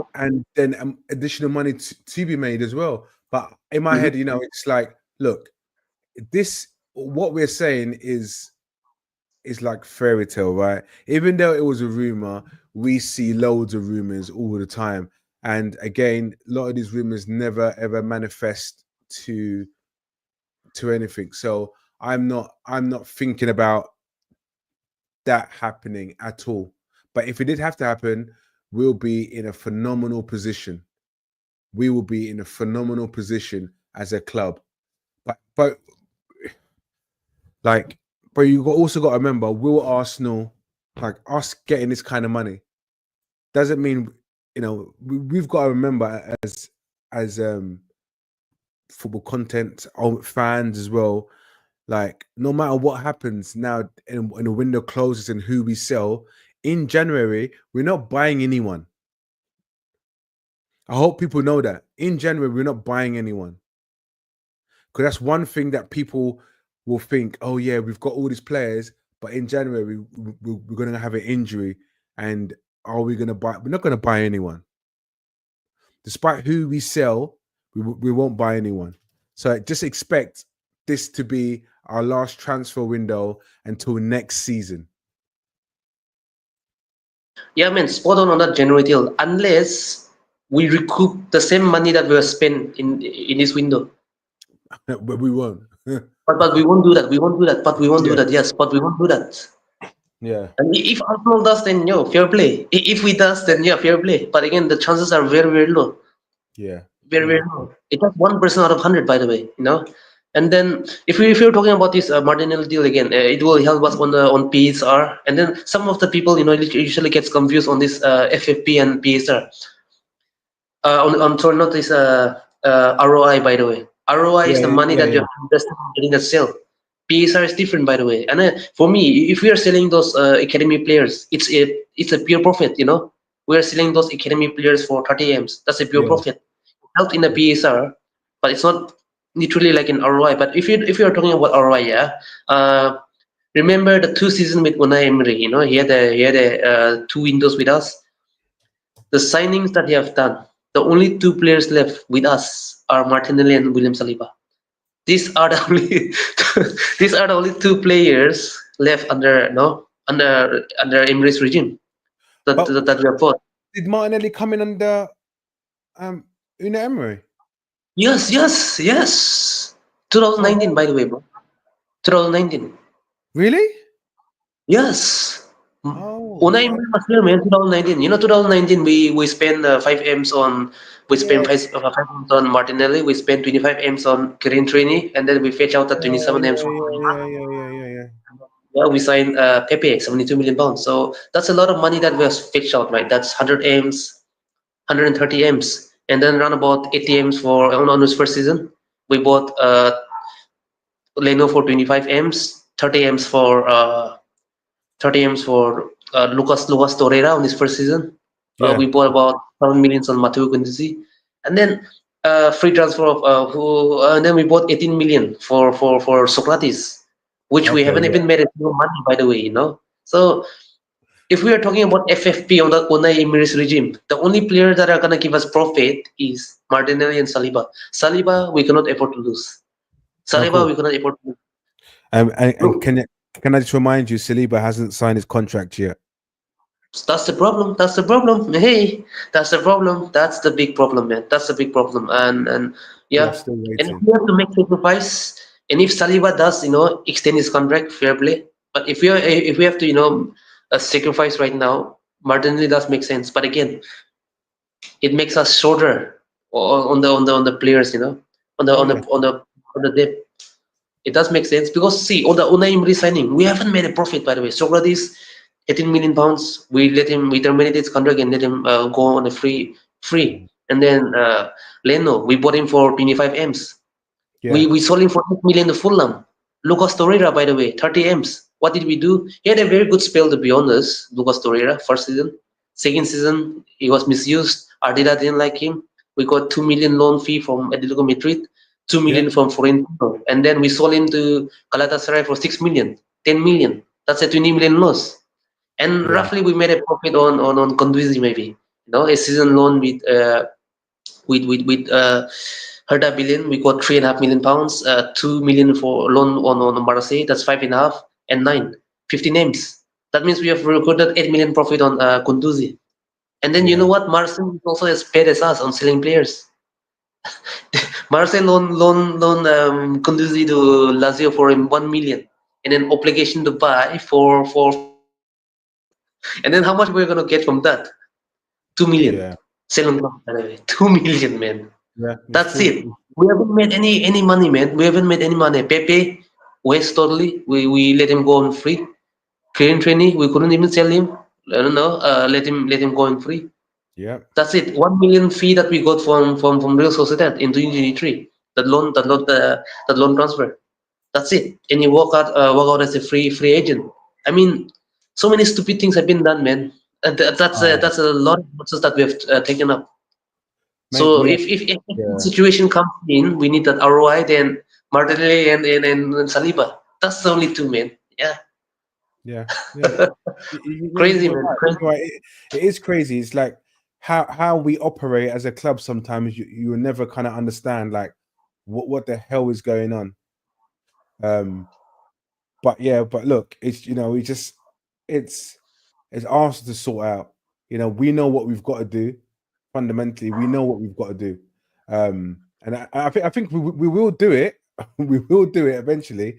Get rid of the right players and make that money and make those profits. But it's right now. It will take a while. But we know we need to sell, and that's the key thing, right? We know we need to sell. Selling right now is important from all aspects of things, just to balance the books and make make the squad smaller. Yeah, man, absolutely, man. Jing said Chow Felix and Coleman are lucky to be sitting there. By the way, have India qualified for Asian Champions League? I don't think so, man. I think our coefficient ranking is so low that we have been suspended, by the way. The last time we faced was the Al Hilal, Indian team, and then we got smacked 7-0 at Al Sure. Hilal. What Indian team? What team? What's the team in India called? FC Goa. FC Goa was there. I think they have qualified maybe, but in 2023 it was Mumbai, by the way. The Mumbai City. It's been owned by City's owner, by the way. Oh, really? Man City ownership is there. Yeah, 60%, 65% ownership. Yeah. Oh, okay, okay, I okay. mean, come on, man. The Indian budget is so different. It's so corrupted at the same time. I mean, it will be funny, bro. There are 14 teams in Indian. All right, in Indian Super League. Oh, Do I you know didn't know. the whole wage structure of Indian football? The No. whole. There are 14 teams, all right? There are 14 teams. Say there are more than 20 players in all the squad. The overall wage bill per year is 2.5 million British pound. That's the wage bill of the whole Indian players playing in Yeah. Indian Super League, including the foreigners. Oh, yeah. 2.5 million. Yeah. Yeah, that's absolutely insane. I didn't know that. That's for sure. But don't 2.5 forget, million. That's yeah, but, 50. That's 50,000 per week. yeah, 50,000 pounds per week. but you got to remember, cricket comes first. That's it. Yeah, yeah, yeah. Cricket comes first. Cricket comes first. Yeah. Cricket comes first, without a doubt. Pick up Joseph Ito. Let's sell Jesus. Hey, by the way, man, Jesus is getting sold, but I think no matter how much how much of our fans hate Martinelli, guys, Martinelli is staying. Martinelli is not leaving anywhere. Yeah, And no, then we need all the depth available. We need all the depths available at the moment. Jesus might get sold. He might get sold on January. By the way, Jesus Jesus. might leave. Yeah, Yeah, well, Jesus might. to be fair, he's got a previous fitness, right? Because Jesus has got to look at it. Jesus will think, okay, I'll be fit. I'll be fit by November, December, and he's thinking, this is my last opportunity to try and get into the World Cup. And he'll say, you know what? He probably won't get sold. He'll probably go on loan. Yeah, yeah, He yeah. probably, Loan, probably loan. will get a loan just to kind of get his fitness up. So Yeah, yeah. let's just see what happens. But if Jesus goes, again, I like Jesus. I've always liked Jesus. He made a massive impact for us, but obviously the injuries have literally destroyed him. Very true, man. Injuries have killed him. Injuries have killed him. Yep. I Oh, mean, yeah, it makes sense a lot. I mean, he will be coming back on January. We'll be is it lucky January? enough to see Jesus. Yeah. No, no. He'll be coming back on November. Is he coming back Oh, on November? yeah, that's why I thought November. Yeah, So he will be lucky enough to play 1 or 2 games for yeah, us. Lucky enough, 1 or 2 games. And then if he stays fit on that December run, and then he gets some game time, and then by chance he scored a goal or here and there, because Jesus, we know about Jesus. He bottles the chances that he gets, but at the same time, he scores some, wonderful goals. That's Jesus. Out of nowhere, he will score the goals. yeah. So if that's the And case, then but don't forget, Jesus is technically gifted. So is that tech that he's got is sensational, and that's what I love about Jesus. But look, at the end of the day, it's not about Jesus and how I feel about him. It's about how he affects the club, and can we get someone who's gonna, score those goals? If we can get the money, if we can get money for Jesus, get rid of him, and then exactly. invest in someone else. I said the problem with Jesus is gonna come like around, like, say he's 28 this year, he's reaching on his prime, he's slowly getting older, he's not getting younger, and like you have said, World Cup year, it's crucial, it's very crucial for all the players that are playing. And Yeah, then if he wants to go on loan, fine, you can go on loan. But again, those lonely teams, will they afford his wage? That's the problem again. It was yeah, 265K per week, that's a lot of wage. That's a lot of wage bill. yeah, That's a lot of wage bill. But if again those Saudi teams comes in for Jesus, then okay, fine, Jesus, you can go. You can go. yeah. We can get as much money as possible, and then 265K per week, we are taking off the wage bill. We're saving a lot of wage. Oh yeah, you're right. Financially, we can balance the book. That's the only way, we are gonna get rid of Jesus, by the way. But yeah, loan makes sense a lot. Loan makes sense a lot. Loan makes sense a lot. And then even regarding the sales of our players, man, I think Perta is playing hardball at the moment. We could clearly Yeah, see what's going on with Perta in the situation. Kudos to him. He's worked hard a lot. He have done more than what Ido have done in his whole career. I think this funny thing about this Fabio Vieira, by the way, I think Stuttgart, the club that was linked to him, it is very funny that Stuttgart final offer is 70 million pounds. They don't want to go beyond that, 70 million pounds. Perta, along with Arsenal, wants a fee in the region of 30 million pounds with add-ons, anything. 30 yeah. million. That's the fee we're asking. I mean, we are playing some hard pulse, man. Seriously, we have got like 11 days left. 30 million pounds, boy, boy, boy. That's a lot we're asking for Fabio Vieira, by the way, and especially Don't for a forget. club like Stuttgart. Yeah, well, do you know what? Like, if we can get look, Arsenal want 30 million, but if Stuttgart meet at 22 million, I think Arsenal wouldn't sell like 22 million. Huh? Hey, look at that last comment. It says Rodri to Man City. Here we go. No, this is stressing me out. Don't. This guy's causing trouble. I've got to check on my phone. Oh my god! Oh my god! Oh my god! If it's not true, I'm gonna. No, I'm gonna have to have a look at my phone because Rodri. Oh my god! If it is true, then boy, we are cooked. That's a good signing, man. Bloody hell! Yeah, I'm just double checking that information. Okay, the internet hasn't gone wild, so it's okay for now. Yeah. But the heads will turn around if Rodrigo joined Man City. Then boy, that's a deadly signing. That's a deadly signing. The league will get interesting from here on. And then Yeah, very no, soon we'll be meeting Liverpool and Etihad. We will be we will be facing them very soon. It's knocking at the door.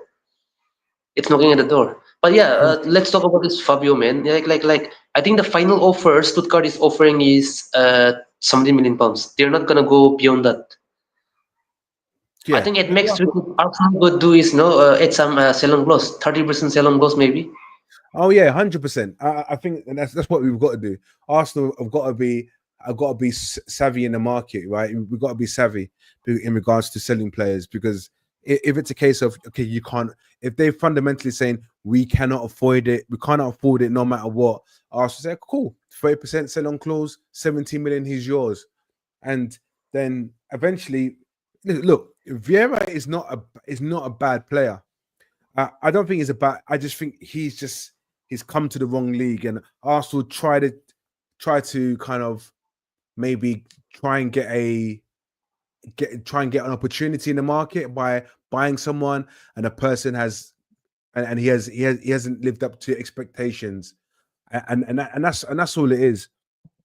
And sometimes you've got to take an L. You've got to take an L. You got to take an L sometimes, and because it's all about gambling. And end of the day, football buying players is all about kind of like we can see potential in this player, hoping that they will kind of manifest that potential into the Premier League. But he never did. I think he scored 2 goals for us. I think 1 goal at Aston Villa, and he created a great assist for Jesus to score against Man United. And that's all I remember about Fabio Vieira. And also remember, injuries cost him a lot. To be honest, even injuries. Yeah. That was the problem, so making him unable to play the system. And then I think I also blame our management on that. Okay, that 22-23 season, it was like a hit and miss for him. Like we bought him too early, 40 million euros. I think he's a little bit struggled a lot, to be honest. I think he scored 2 goals and 5-6 assists. But the second season, there was a glimpse of him in it. He was performing well. He was taking on men, he was creating those chances and shots, and like I said it before, injuries came on. And then when he came back, opportunity was there. See, Monaco did came for him on a loan, for a 6-month loan. And then we decided not to loan him out, and then we hardly played him. See, that's the problem. Have we loaned him out to Monaco, I think the game should have been different, to be honest, because, come on, Ligue 1 is a very good league. I think Arsenal should have, allowed that move to happen, by the way. 6 Yeah. months on loan, 6 months on loan to Monaco, 100%. Get some 2-3 million loan fee, that's just a compensation loan fee. Yeah, And then but I think Arsenal really kind of wanted the obligation. Arsenal probably wanted the obligation to buy, and they weren't providing that. So Arsenal thought like, forget it. But you're right. It's a case of depending on what the club wanted at the time, right? How to kind of like to benefit them. But at the time, clearly they didn't want that to happen. But yeah, yeah. So I think the thing about is that the 30 million that we are fixed, the Berta wants, the Berta and our club wants is only a decent team will afford that. Like say an example like Juve, for example, or Italian teams. I think they could afford Fabio Vieira because he's on lower wage, 30K per week, 40K per week. They could easily afford him, but those clubs are not monitoring them at the moment. And Stuttgart, come on, man, we cannot expect more from Stuttgart. Besides from Bayern and Dortmund, the league is not that rich enough. Like they have that 50+1 rule and all this stuff. And then the thing about this Stuttgart deal is they sold their playmaker. I think Stuttgart had an attacking midfielder, a French guy. I even forgot his name. I think after having a very good season, younger than Fabio Vieira, by the way, they sold him to Saudi for 28 million pounds. 28 million pounds. 28 million pounds. So they're not gonna pay 30 million for that. Those Yeah, clubs you're will not right. do. Yeah, They yeah, will, replace him with a lower fee. I mean, like this club works in a very mysterious way. They sold a player for 60 million. Take an example. They will try to get two players for 30 million. Now that's the policy of those clubs. They do yeah. that, and the remaining money they will use it for their own, like have a profit season. That's how other clubs operates. They're not rich enough. No, I mean if they sold that French attacking midfielder who had a very good season with Stuttgart last season, if they sold him for 50 m's to by Saudi, Yeah. maybe they would have agreed on that 25 m's, that close to 30 m's. But since they have sold him for 28 million pounds, they're never gonna agree on that fee. Oh yeah, 100%. They wouldn't- That's that's 17 million pounds. That's their hit point. yeah, we can yeah. go we can go beyond that. Yeah, it's Yeah. crazy, man. The market is crazy. But The best way yeah. we're gonna do is agree with that fee, put a 30% challenge clause. Because let me tell you, Fabio Vieira is 24. He's not gonna stay at Stuttgart for a very long time. At No. Bundesliga, a little bit less physical, but a little bit more fast and pace. A little bit they play that kick in press, a little bit more open because Bundesliga. Look at Bundesliga. They score a lot of goal, high line, all those high line. It will Yeah. be a good fit for Fabio Vieira to play over there. He can hit 10 plus goals easily or assists. He will create those chances. Maybe play there for 18 months. Next 2 years, he'll be 26, still young. Yeah. Another team will come for him for bigger price. And when that comes in, we'll get a fair share of it. If they bought him for 20 million euros and then sold him for 60, 70 million elsewhere 2 years later, from that 30% sell on gross, we're gonna get a good ransom of money from there. Yeah. 100%. That's the only way we have to let it go, man. It will go because you got to remember, like you said, the transfer window. How many days we've got left of the transfer window, right?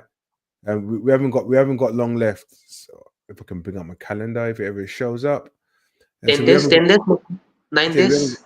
So I would expect from Monday, Tuesday, we will start hearing a lot of outgoings happening. Now Arsenal now close the door and Eze is the last signing coming in. That's it. Exactly. We Exactly. will everything will be escalated straight away. Everything because plus we will see about Kiwior if he's on a bench on a weekend. If he's not Mm-hmm. if he's not on the bench on a weekend, then he's gone. Mm-hmm. And any He's other gone. He's player, gone. yeah. And Mhm. and don't rule out Waneri going on loan. Yep. That's the sticking part. That's the sticking part. But I think Don't we have to give because our squad will become thinner. We need that bro. 25 men squad at the end of the day. No, I'm not denying that. I'm not denying that without that. I agree. But I would say now that we've got Eze, don't rule. I'm not going to rule out Waneri potentially going on loan. Oh It, yeah, I mean it makes sense a lot. It makes sense a lot. And if we keep Martinelli and Trossard, then yeah, that's the sticking point. That's the sticking point.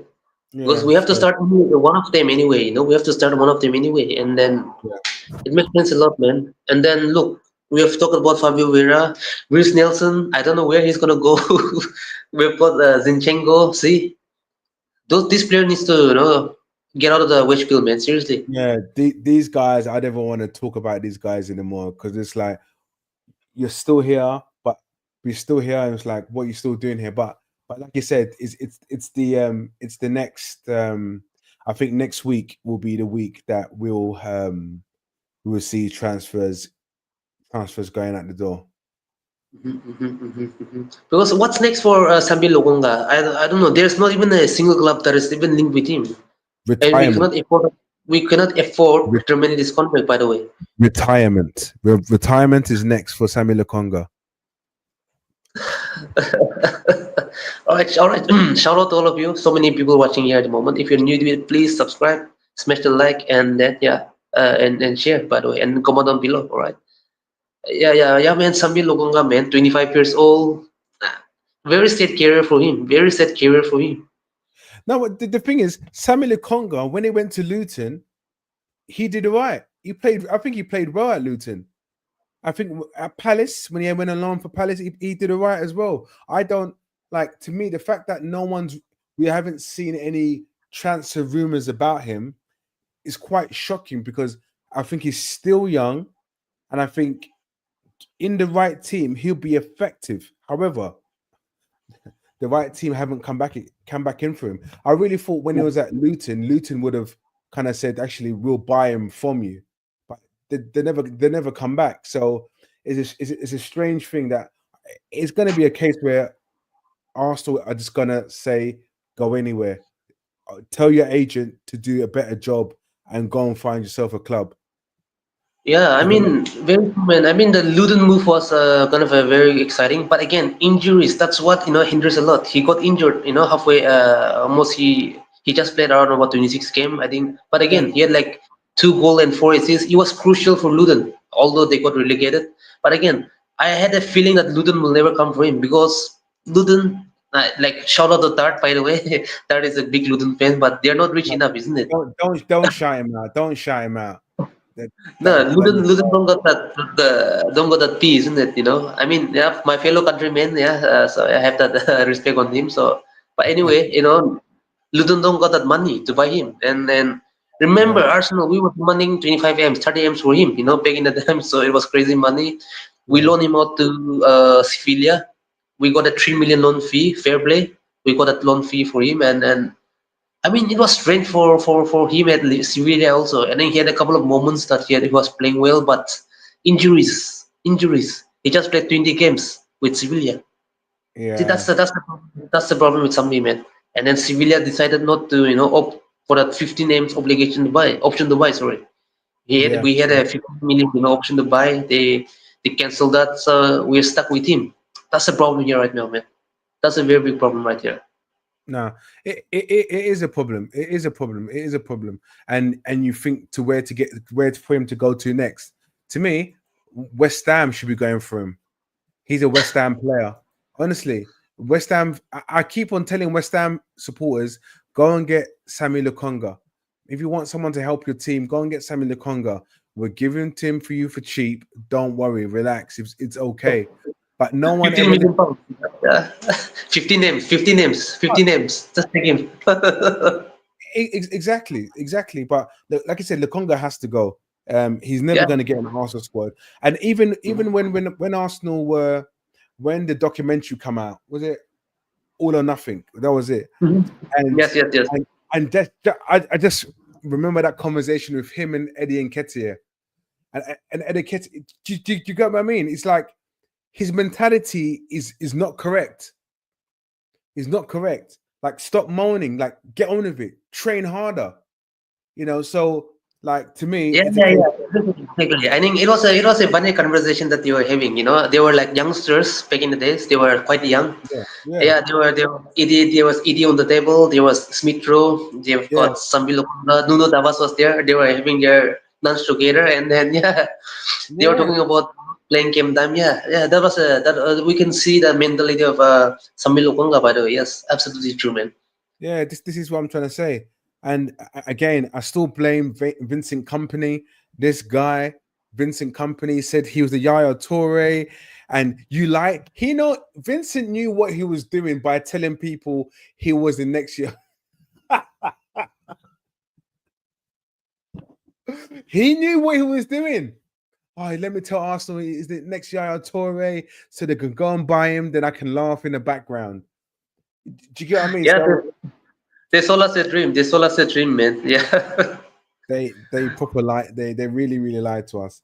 But look, we've got him now, and we know we're not going to use him the way that we're not going to use him. This is the reason why for the last 2 seasons he's been alone. So he's not Arteta's favorite. He made too many mistakes when Arsenal kind of put him in and took the chance and put him in. But then again, Arsenal at that time wasn't a team where we could, like Hoyland for Manchester United. They bought him for a lot of money, put him in the first team, but he needed the right support around him for him to be effective. When we bought Samuel Lokonga, we didn't have that right support around him. So he's now missed that boat. He's missed that opportunity. If Samuel Lokonga came in now, for example, I mean, as a new signing, young, not experienced, but he's got Rice and Zubimende there, then he can learn from them. Do you get what I mean? But that time now is all gone for him. So it's a case of now it's just best for him to leave because the manager's lost confidence in you, the club's lost confidence in you, and this is the reason why we're trying to constantly get rid of you. Man, absolutely spot on with that. And yeah, I think it's about time. Like 50 names, weigh some, take it. Fabio Vieira, 70 names, just take the money. We're getting 32 M's from there. Nelson is an issue one, but again, try to get 20 M's. Okay, just cut the ties, sell him. The problem will be his wage, yes. Zinchenko, that's the problem again. Them two, one is on 150K per week, the other one is on 100K per week. That's the sticking point right here, man. Yeah, but the sticking point is it's up to Arsenal. It's either you do one or two things. You lower the fee that is wanted for him, because Arsenal, you either got to lower the fee that's wanted for him and say to them, okay, you absorb the fee, we reduce it, and you can pay the fee, you can pay his salary. So you got to take it in that sense. But end of the day, the reason why we paid him that much money, because we had to pay them that kind of money because we wanted to challenge. We needed the right players at that time to come to Arsenal who could challenge, and that's what we needed, and that's the reason why we paid that money. Even though some people might think, "Oh, why did we pay that?" Because we had no choice but to pay that. We had no choice but to pay it. Yeah, obviously, man. Yeah, just cut the tie. Just to cut the tie with them, I mean, the four of them, you can leave, get 65, 70 M's all together. But the good thing is that we are freeing up 350K per week. That's a lot of wage. Yeah, I mean, of on the course. website, Yeah, that's a lot of wage. So the signings, and that wage can be used on Saka and Saliba's wage. They're extending the contract, So that's the thing. And then Crystal Palace is set to sign Jeremy Pino from Villarreal. Really? Pino.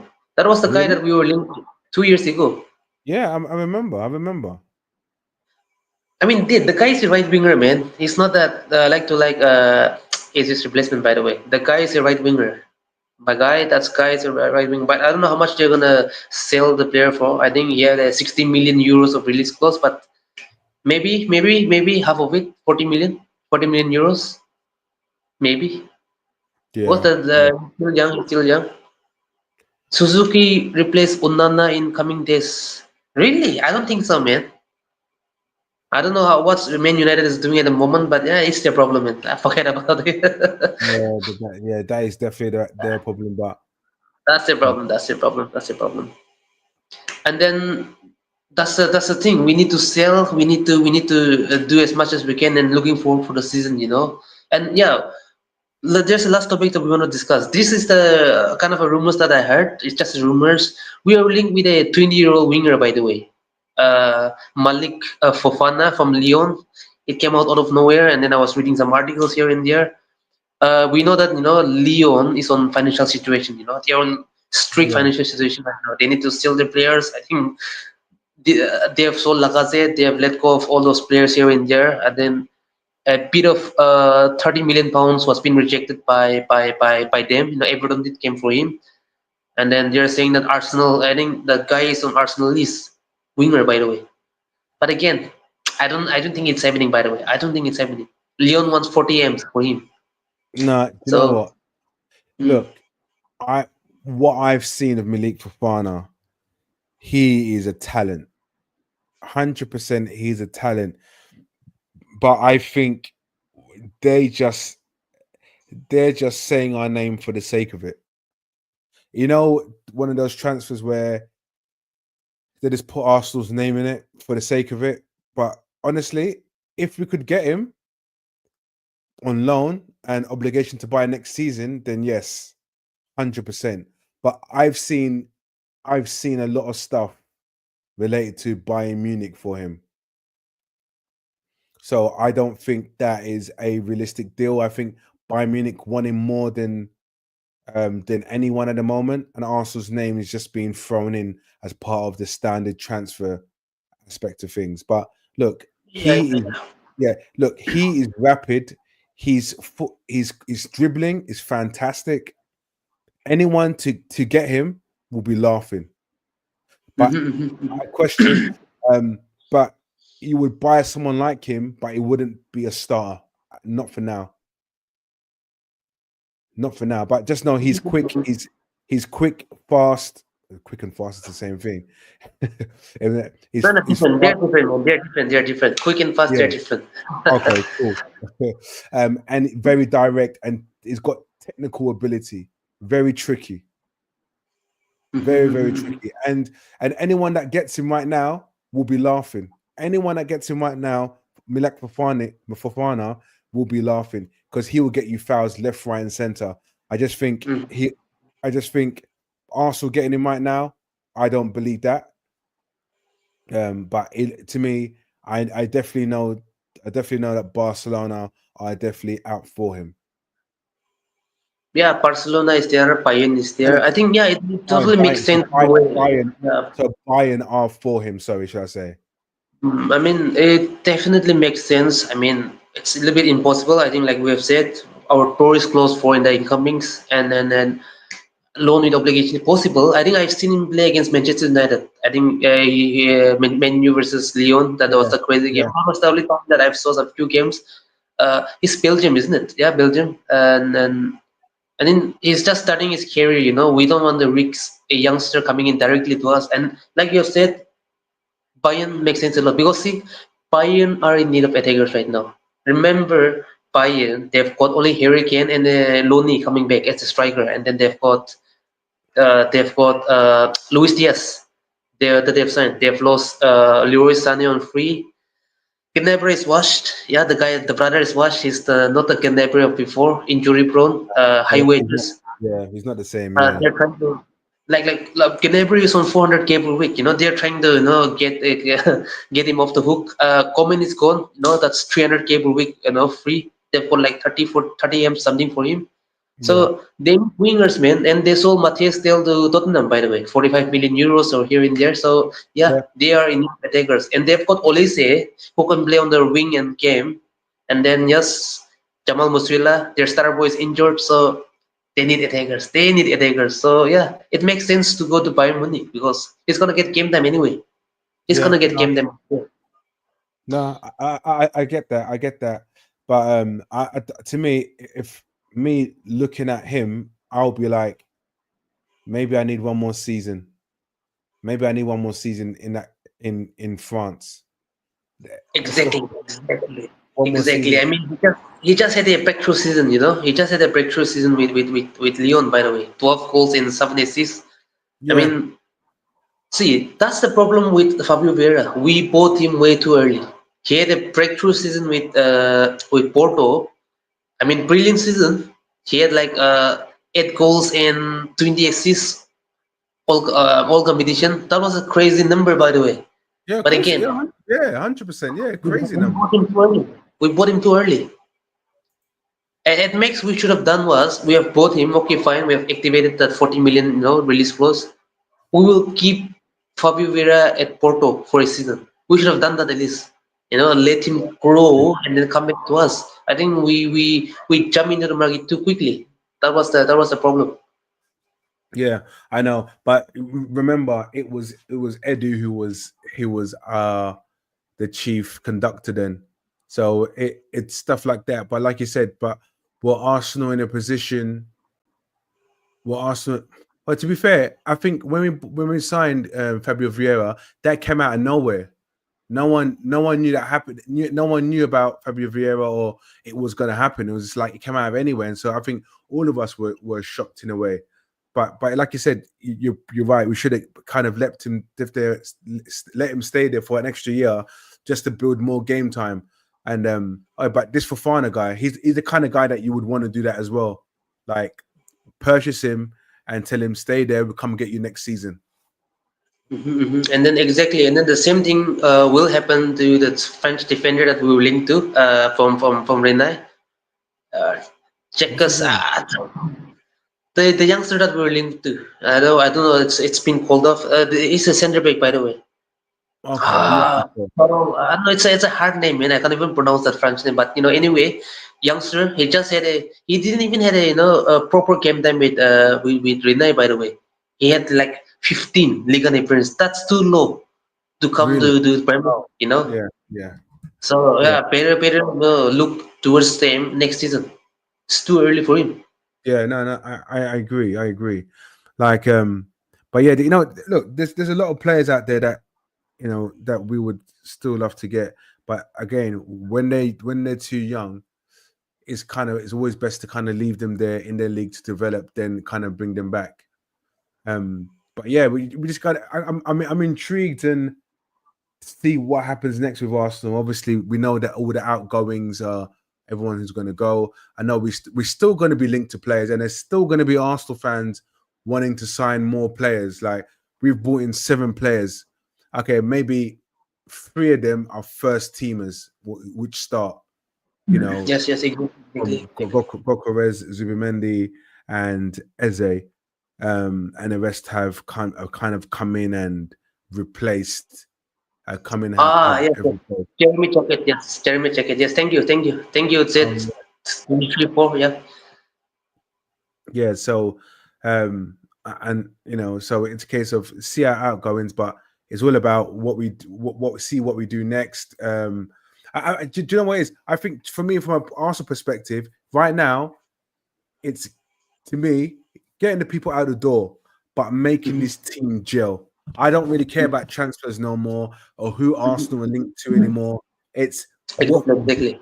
yeah, the team has to gel. From that Man United game, it didn't seem like we were a team which is gelled, and we have a lot of great individual talents, but not a team that's gelled.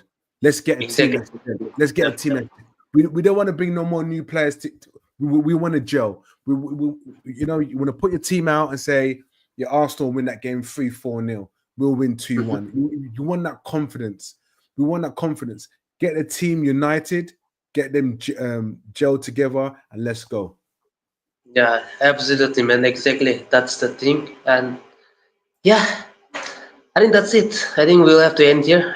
Thank you, Richard. Thank you so much for coming here again. It's very nice to talk with you. Having share our discussion here and there. And yeah, man, big up to all of you that have joined. Shout out to all of you. And like I said it before, sub, like, and share this content. All right. Thank you very much, man. Thank you very much. Oh, it's a youth. It's a youth, by the way. All right. Oh. Didn't know that was you, man. He joined so late. Look at him. He come join so late. He joined so late. Yeah. All right. Yeah, man. AZ is coming home. AZ is coming home. Yeah, man. Yeah. Exciting to see AZ, man. Yeah. All guns blazing. Come on, you gunners, man. Thank you so much, Richard. Thank you so much, Richard. No problem, bro. Yeah, all right. Thank you so much, guys. Yep.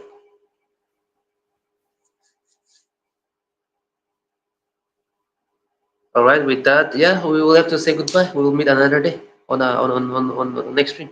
All right. Thank you so much, guys. Yeah. Salute to you. God bless you all, man. I'm out of here.